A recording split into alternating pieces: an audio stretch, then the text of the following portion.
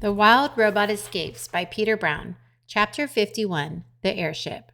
The sun was up and our friends were on the move.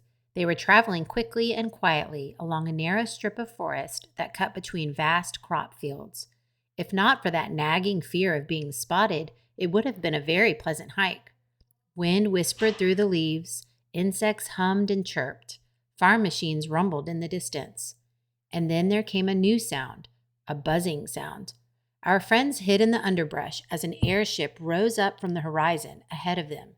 It was a sleek white triangle flying low and fast. Roz adjusted her vision and saw familiar robots gazing out the front window. Rico 1, Rico 2, and Rico 3 had been destroyed back on the island. Perhaps these robots were Ricos 4, 5, and 6? "They're flying toward Hilltop Farm," said Brightbill. "We need to keep moving," said Roz. The airship disappeared to the south, and the travelers continued north at a faster pace. They hurried through more strips of forest, passing squirrels and birds and groundhogs and other friendly creatures. But the robot and the goose had no time to chat. Later that day, the trees came to an abrupt end. Roz and Brightbill stood at the forest edge and faced an ocean of wheat. The wheat was still young and green. It gently waved in the wind and spread out as far as they could see. "What should we do?" asked Brightbill. "We need to keep moving," said Roz, staring across the plains. "But I am not safe in the open. There must be more trees out there somewhere." "I'll take a look," said Brightbill, and the goose launched himself skyward. Up, up, up he went, high into the air, until he finally stopped and floated, just a tiny winged shape against the blue, and then he dove back to his mother. "There are trees in that direction," said Brightbill, pointing. "It's far, about 30 minutes at top speed." "Then we had better get started," said Roz.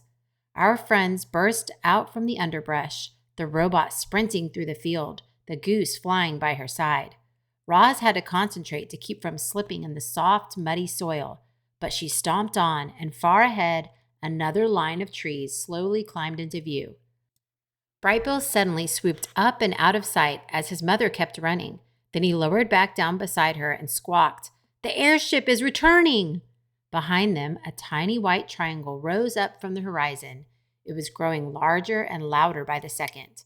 If Roz was seen, her newfound freedom and her life would be over. She couldn't take any chances. "Go on without me!" hollered the robot, and she dropped to the ground. Brightbill hoped his mother knew what she was doing, and he flew on without her. Once he reached the trees, he perched himself on a branch and looked back. His mother had vanished. The airship, however, seemed to fill the sky.